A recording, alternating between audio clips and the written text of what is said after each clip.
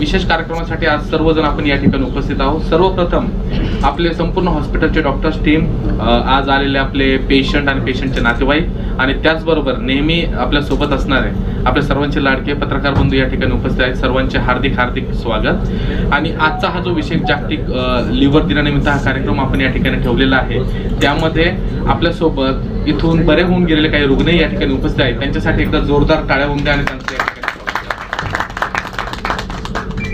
आता सर्वात महत्त्वाचं म्हणजे कोणताही दिन असला की त्याच्याबद्दलची एक थीम अशी असते आणि महत्त्वाचा असा विषय त्या ठिकाणी असतो। आणि ह्या वर्षीचा जागतिक लिव्हर दिन जर आपण बघितला तर याच्यासाठी आपण जर बघितलं की महत्त्वाची अशी थीम जी आहे ती आहे solid habits and strong liver. मग हे सॉलिड हॅबिट आणि स्ट्रॉंग लिव्हर बद्दल जर आपल्याला बघायचं असेल तर त्याच्यामध्ये 4 महत्त्वाचे असे पिलर त्या ठिकाणी दिलेले आहे। त्याच्यामध्ये आपण बघू तर संतुलित आहार, शारीरिक हालचाल खूप गरजेची असते, त्यानंतर मद्यपान कमी करा, वाईट सवयी त्या ठिकाणी सोडल्या पाहिजे आणि त्याचबरोबर नियमित तपासणी।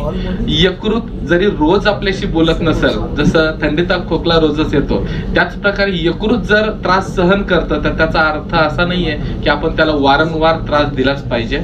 एक दिवस काहीतरी मोठं गंभीर दुखणं असं घेऊन येण्यापेक्षा नियमितपणे जर आपण कालांतराने आपल्या तपासण्या जर चालू ठेवल्या तर आपल्याला त्या ठिकाणी व्यवस्थितपणे आपल्या यकृताची हेल्थ त्या ठिकाणी ठेवता येईल। आणि त्यासाठीच अशोका मेडिकल हॉस्पिटल नाशिक हे नेहमीच तुमच्या सोबत उभं असतं। आणि त्यासाठीच या ठिकाणी तुम्ही बघाल समोर दोन्ही बाजूला तुम्हाला या ठिकाणी बॅनर दिसतील, त्यामध्ये कॉम्प्रिहेन्सिव्ह लिव्हर स्क्रीनिंग पॅकेज या ठिकाणी तुम्हाला दिसेल, ज्यामध्ये तुम्हाला जवळजवळ 4 ते 5 हजार रुपयाच्या ज्या टेस्ट आहेत त्या सर्व 2000 रुपयामध्ये या ठिकाणी होणार आहे।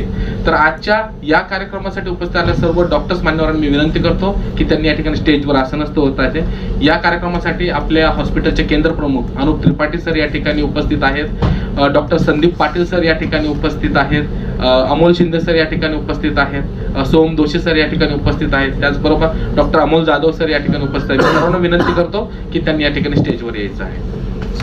स्पेशल आहे वर्ल्ड लिव्हर डे आपण म्हणतो, तर वर्ल्ड लिव्हर डे आपण सेलिब्रेट करतोय, पण आपण वर्ल्ड लिव्हर डेच्या दिवशी काही गोष्टी फॉलो केल्या तर आपल्याला हा दिवस कारणीभूत लागेल। तर सगळ्यात महत्त्वाचं, आज लिव्हरचे आजार हे वाढत चालले आहेत, कारण याला कारण आहे आपल्या सवयी, आपला आहार, म्हणजे आपल्या आहारामध्ये फॅटी फूडचा उपयोग इतका वाढलेला आहे। परत आपलं जे वर्क लाईफस्टाईल जे आहे ते खूप स्ट्रेसफुल झालं आहे। ह्या कारणामुळे जसं फॅटी लिव्हर हा आज खूप कॉमनली आपल्याला सापडणारा एक आजार आहे। म्हणजे कुठल्याही आपण जर सोनोग्राफी केली, 40 वर्षानंतरचे जे पण रुग्ण असतात की एक स्क्रीनिंग सोनोग्राफी केली तर त्यांना ग्रेड 1 ग्रेड 2 फॅटी लिव्हर हा कॉमनली आपल्याला सोनोग्राफीत येणारा रिपोर्ट आहे।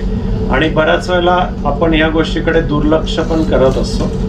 तर फॅटी लिव्हर हा असा आजार आहे की हा पुढे जाऊन लिव्हर खराब होण्यामागे कारणीभूत असू शकतो।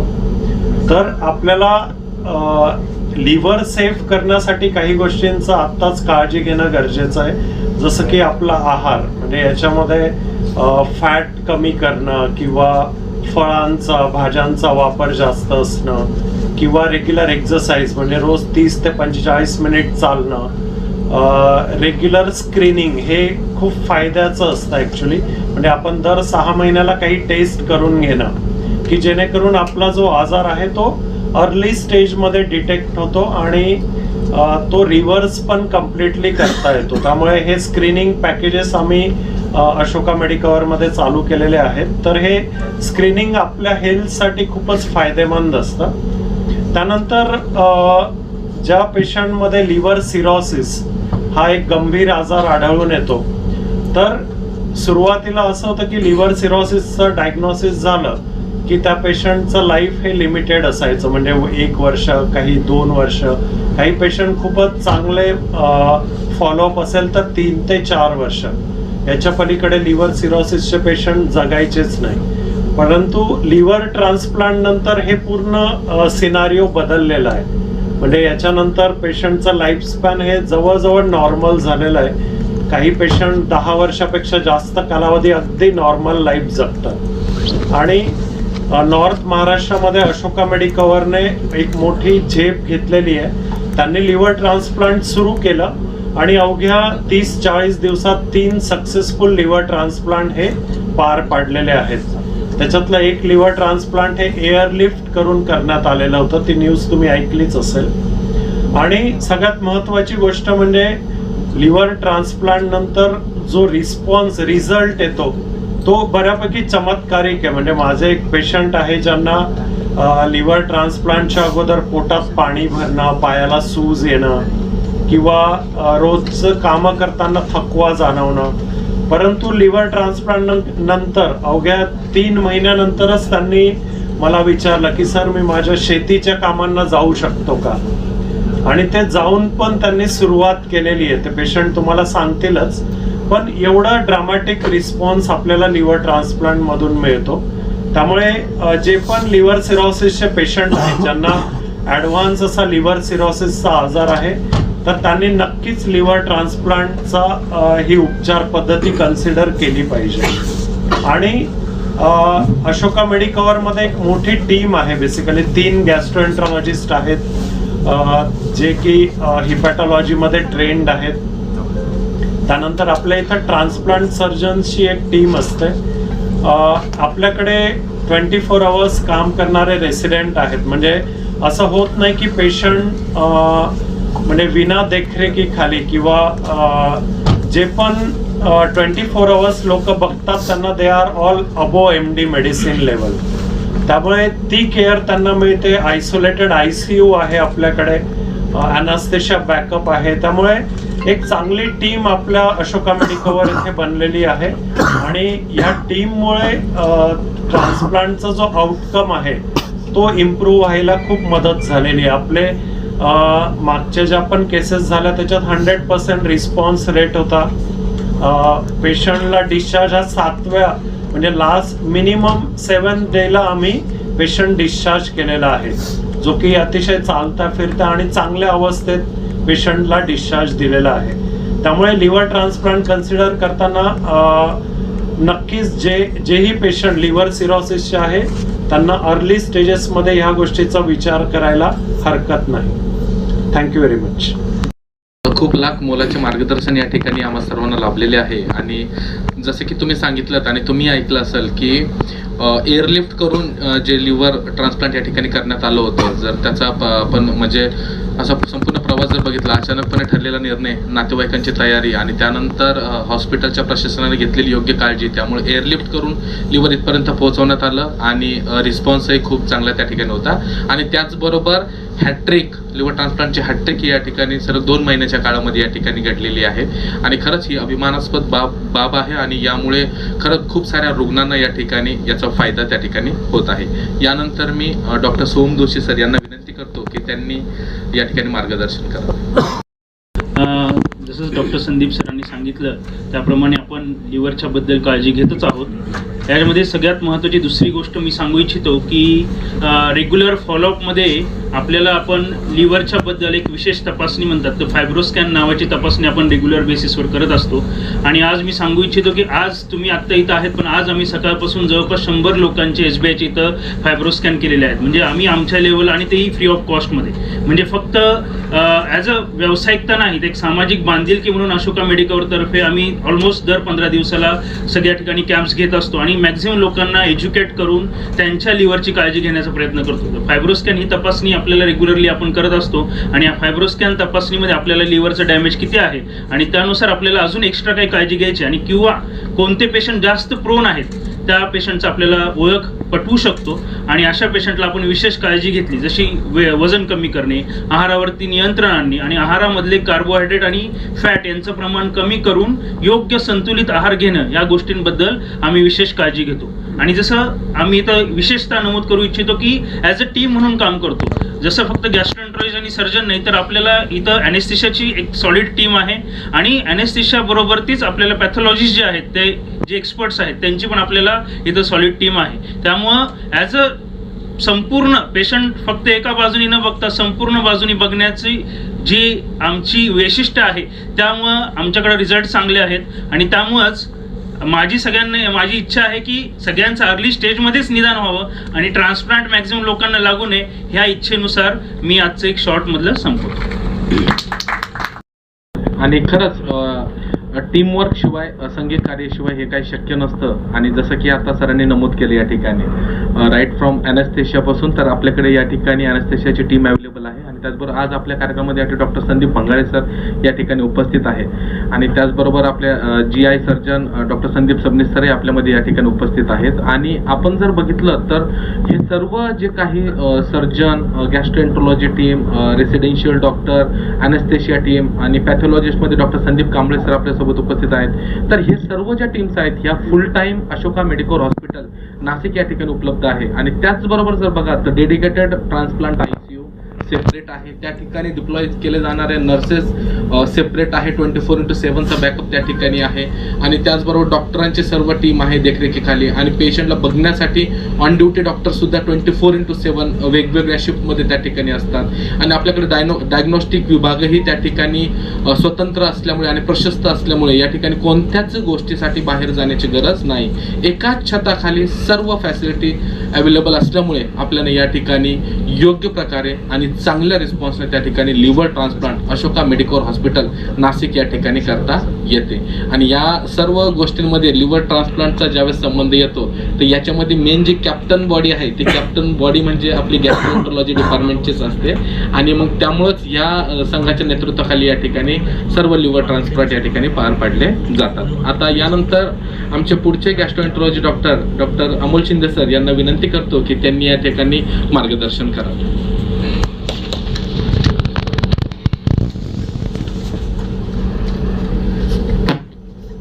लिव्हर तसं म्हटलं तर हा फार दुर्लक्षित अवयव आहे ॲक्च्युली. लिव्हर कसं आहे, लिव्हर भरपूर काम करतो. लिव्हर टॉक्झिक ज्या आपल्या शरीरात गोष्टी क्लीन करतो, अल्ब्युमिन बनवण्याचं काम करतो, रक्त गोठवणाऱ्या ज्या गोष्टी त्या तयार करण्याच्या काम करतो, जे पाईल असतं ते तयार करतो, ज्याच्यामध्ये पचन क्षमता वाढते, अजून जे आपलं ग्लुकोज असतं ते साठवणं आणि ते तयार करणं ही सगळी कामं लिव्हर करतो. पण ह्या लिव्हरकडे आपण सर्वात कमी लक्ष दिलं जातं बाकी ऑर्गन्सकडे थोडं जास्त लक्ष दिलं जातं. लिव्हरचे प्रॉब्लेम मेन म्हणजे फॅटी लिव्हर, जे आपण सोनोग्राफीमध्ये कायम बघतो, भरपूर पेशंट्समध्ये बघतो आपण की फॅटी लिव्हर भरपूर जणांना सापडतं. इव्हन आपल्यापैकी बसलेल्यांच्या निम्म्या लोकांना पण असेल की फॅटी लिव्हर. भरपूर जण म्हणतात अरे मी अल्कोहोल घेत नाही, दारू पित नाही किंवा बाकी काही करत नाही, मी तर बारीक आहे आणि मला कसं काय फॅट, म्हणजे मलावरून फॅट दिसत नाही, माझ्या लिव्हरमध्ये कसं काय फॅट झालं. तर युजली मी असं म्हणेल की जे फॅटी लिव्हर आहे किंवा जो लिव्हरचा आजार आहे हा इथूनच सुरुवात होते.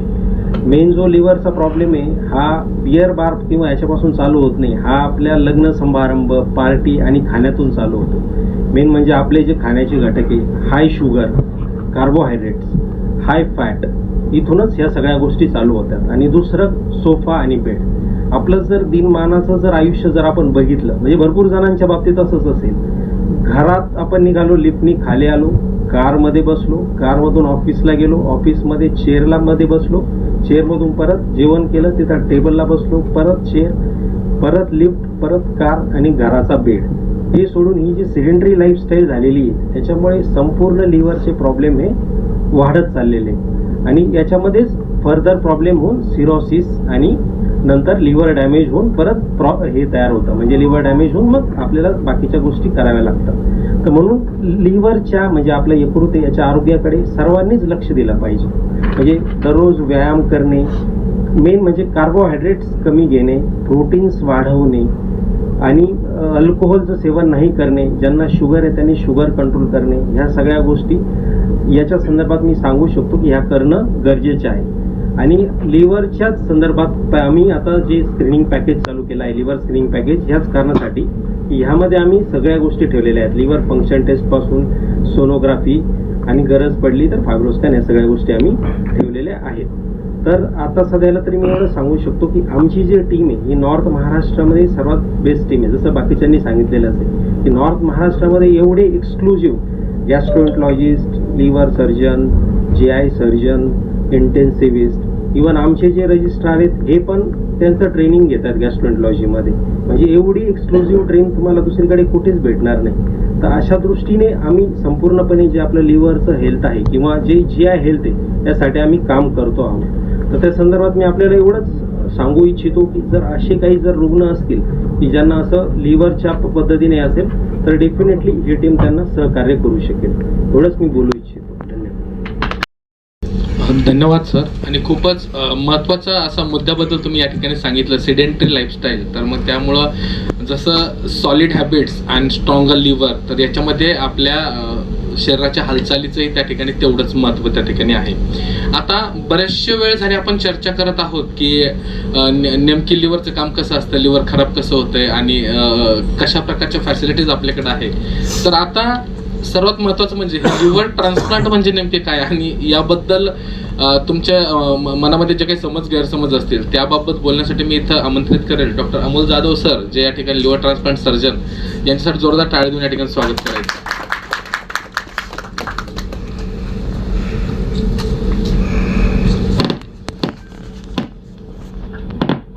Hello, thank you.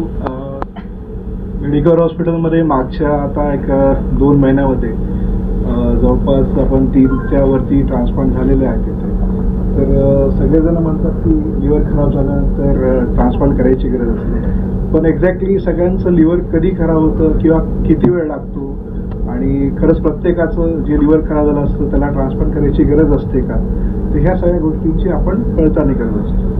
तर आपल्या भारतामध्ये महत्त्वाचे जे डिसिजेस आहे ज्याच्यामुळे लिव्हर खराब होतं, तर सध्याच्या आत्ताच्या ज्या जीवनशैलीमुळे आहेत, तर त्याच्यामधलं सगळ्यात जे महत्त्वाचं आता सध्या जे झालेलं आहे ते म्हणजे मॅसल्ड म्हणजे मेटाबॉलिक असोसिएटेड स्टॅटोटिक लिव्हर डिसिजेस. म्हणजे जवळपास 3 पैकी एका व्यक्तीला जवळपास या ओबेसिटी, डायबिटीज ह्या पद्धतीने सगळ्यांना ग्रासलेलं आहे. तर या सगळ्या गोष्टीमुळे आता सध्या हा लिव्हरचा आजार हा खूप बळकावलेला आहे.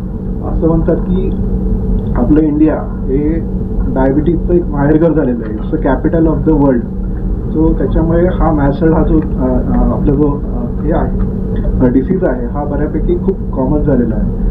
तर लिव्हर ट्रान्सप्लांटमध्ये नेमकं कुणाकुणाला आपण लिव्हर ट्रान्सप्लांट सांगतो ज्याच्यामध्ये लिव्हर डिकम्पन्सेट व्हायला लागते. डिकम्पन्सेट म्हणजे ज्याच्यामध्ये पेशंट आहे, पेशंटला जॉन्डिस व्हायला लागला आहे, पोटात पाणी व्हायला लागलं आहे, किंवा ज्याचं रक्त पातळ व्हायला लागलं आहे, ज्याच्या लिव्हरमुळे अजून बाकीचे जे गोष्टी आहेत त्याच्यामध्ये लिव्हरप्रमाणे त्याला अजून किडनीचा पण आजार व्हायला लागला. अशा गोष्टींना आपण त्यांना सांगतो की लिव्हर ट्रान्सप्लांटची गरज असते.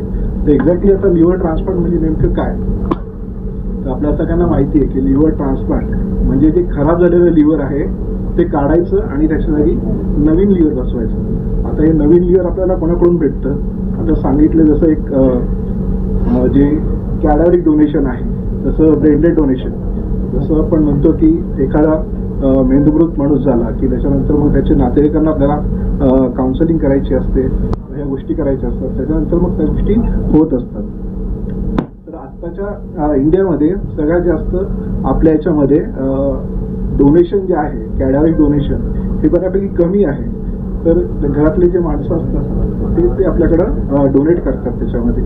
तर लिव्हर जे आहे, लिव्हर आपल्याला जवळपास 70% आपण डोनेट करू शकतो त्याच्यामध्ये, आणि 30% जे लिव्हर आहे तेच आपल्याला लागू शकतं. तर हे लिव्हर आपण डोनेट का करू शकतो, कारण लिव्हरची जी जनरेटिव्ह कपॅसिटी आहे ती खूप मस्त आहे. म्हणजे जवळपास एक जर लिव्हर डोनेट केलं तर त्याचं 2 ते 3 महिन्यामध्ये सगळं लिव्हर वाढतं. तर या सगळ्या गोष्टी आहेत. अशोका मेडिकलमध्ये आपण मागच्या 3 ते 4 ट्रान्सप्लांट केले आहेत 2 महिन्यामध्ये.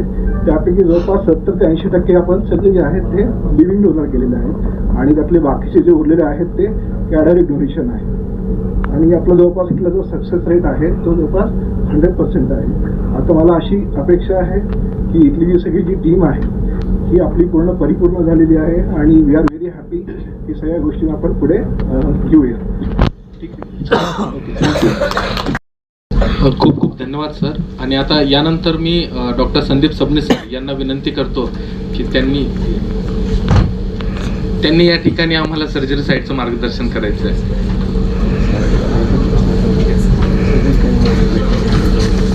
नमस्कार, गुड इव्हनिंग.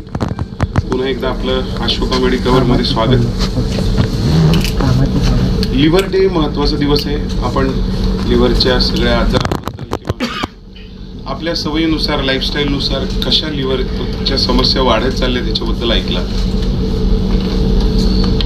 एक महत्त्वाची गोष्ट आहे की जसा आपला देश मागच्या 75 वर्षापासून वेगवेगळ्या स्टेजेसमध्ये ट्रान्झिशन करतो आहे, तसे आपल्या देशात राहणाऱ्या नागरिकांच्या आजारांमध्येही ट्रान्झिशन होत आहे.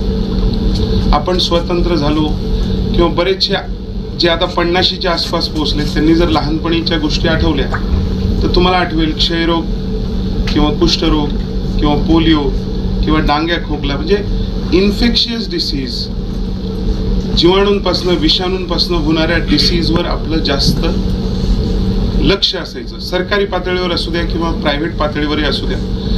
चर्चा कशा असायच्या, कोणाला टायफॉइड झालाय, कोणाला मलेरिया झालाय, फार फार तर आपण म्हणायचो त्याला ब्रेन मधला मलेरिया झाला, अशा गोष्टी होत्या. हळूहळू आपण 80-90च्या दशकानंतर बघितलं की कार्डियक प्रॉब्लेम्स वाढायला लागले. त्यामुळे आपल्याला दिसायला लागले की खूप कार्डिओलॉजिस्ट डॉक्टर नवीन ट्रेन होऊन यायला लागले. त्यांनी वेगवेगळ्या कॅथ लॅब सुरू केल्या. मग असं सांगितलं जायचं की आम्ही अँजिओप्लास्टीला मुंबईला गेलो होतो, आम्ही बायपास सर्जरी करायला कुठे चेन्नईला जायचं, कुठे हैदराबादला जायचं. मागचा 15-20 वर्षाचा कालखंड जर आपण बघितला तर हा फोकस आता कार्डियक सायन्सेस कडून नॉन कम्युनिकेबल डिसीजेस कडे चाललाय. म्हणजे ज्या डिसीज एकमेकांना ट्रान्समिट होत नाही. मला टीबी असेल तर मी शेजाऱ्याला टीबी करू शकतो, पण मला ओबेसिटी असेल तर मी शेजाऱ्याला ओबेसिटीच करू शकतो. माझा डायबिटीस कोणाला ट्रान्समिट होत नाही. कदाचित तो माझ्या मुलांना जेनेटिक्सद्वारे ट्रान्समिट होऊ शकेल, पण शेजारच्याला होते, म्हणून याला आपण नॉन कम्युनिकेबल डिसीज म्हणतो. दुर्दैवाची गोष्ट अशी की ह्या non communicable disease, diabetes, blood pressure, heart diseases, liver आणि लिव्हर सिरोसिस आणि वेगवेगळ्या प्रकारचे कॅन्सर्स, हा पुढचा 2 ते 3 दशकांचा पिरियड आपल्याला ह्या गोष्टींना फेस करण्यामध्ये घालवावं लागणार आहे. आणि ह्या सगळ्या गोष्टींचं महत्त्वाचं कारण म्हणजे रॅपिडली झालेलं इंडस्ट्रियलायझेशन. आपण मागच्या 100 वर्षामध्ये जेवढी प्रगती केली तेवढी प्रगती मागच्या 2000 वर्षामध्ये सुद्धा झालेली नाही. आणि हा जो रॅपिड चेंज झाला, म्हणजे तुम्ही इमॅजिन करा तुमचे वडील किंवा तुमचे आजोबा जे दिनचर्या त्यांची होती, ज्या गोष्टी ते खायचे, जसे ते दिवसभर राहायचे, त्यानुसार आपण अतिशय 180 डिग्रीला म्हणजे अगदी विरुद्ध दिशेला आपलं वागणं सध्या चालू आहे. ह्याच्यात कोणा एकाचा दोष नाही आहे किंवा मी काही सरकारचा दोष आहे असंही म्हणणार नाही. हा ओव्हरऑल सायन्सची प्रगती आणि त्याच्यामुळे आलेला बदल हा झालाय. आणि म्हणून आपली जनरेशन किंवा पुढची एखादी जनरेशनला अजून हे प्रॉब्लेम फेस करावं लागणार आहेत. कदाचित 30-40 वर्षांनंतर आपण एवढा अवेअरनेस सगळ्यांमध्ये तयार केलेला असेल की लिव्हरचे प्रॉब्लेम किंवा बाकी वेगवेगळ्या कॅन्सरचे प्रॉब्लेम कमी व्हायला तेव्हा सुरुवात झालेली असेल. पण तोपर्यंत तुमच्या सगळ्यांचा आणि डेफिनेटली काही अंशी आमचा ह्याच्यामध्ये रोल असा आहे की जनजागृती या गोष्टीची झाली पाहिजे. पेशंट कुठलाही असेल ना, का तो नाशिकचा असेल, मुंबईचा असेल, धुळ्याचा असेल, जळगावचा असेल, पण त्याच्यापर्यंत हा मेसेज पोहोचला पाहिजे की बाबा रे, तुला जर ह्या लिव्हर संबंधी समस्या आहेत तर तू तुझ्या डॉक्टरांना, तुझ्या जवळच्या स्पेशलिस्टला, सुपर स्पेशलिस्टला तू कन्सल्ट कर, जेणेकरून मोठमोठे आजार आणि मोठमोठ्या सर्जरीज करण्याची त्यांच्यावर वेळ येऊ नये. अजूनही आपण विकसनशील देश आहोत. आपल्याकडे आजही घरामध्ये मोठा आजार निघाला तर लोकांना शेत्या, घरं विकून यावं लागतं. त्यामुळे ह्या गोष्टी ज्याचा फक्त आपण नॉलेजद्वारे प्रसार करू शकतो, त्यांच्यापर्यंत पोहोचू शकतो, तर त्यांची घरं उद्ध्वस्त होण्याची सुद्धा आपण वाचवू शकतो. दुर्दैवानं जे लोक ह्याच्यामध्ये येतील त्यांना तर मदत करण्यासाठी डॉक्टर किंवा हॉस्पिटल्स, इन्फ्रास्ट्रक्चर मंडळी सगळेजण आहोतच, पण तुम्ही पत्रकार बंधू भगिनी जिथपर्यंत हा मेसेज पोहोचवू शकता तेवढी रीच आमच्या डॉक्टरांची नसते. त्यामुळे तुम्हाला पुन्हा एकदा विनंती की ह्या आजारांबद्दल माहिती पसरवण्यासाठी आमची मदत करा. आपण सर्व अशोका मेडिकल हॉस्पिटलमध्ये आमच्या विनंतीला मान देऊन आलेले आहात. Thank you very much. धन्यवाद. की आपले पत्रकार बंधू, हा जो काही मेसेज आहे आणि हा ही जी सर्वांना आरोग्य लाभण्यासाठी एक आपण म्हणतो छोटासा जो प्रयत्न या ठिकाणी केलेला आहे तो तुम्ही सर्वांपर्यंत पोहोचवाल अशी अशोका मेडिकल हॉस्पिटल नाशिक आशा बाळगतं.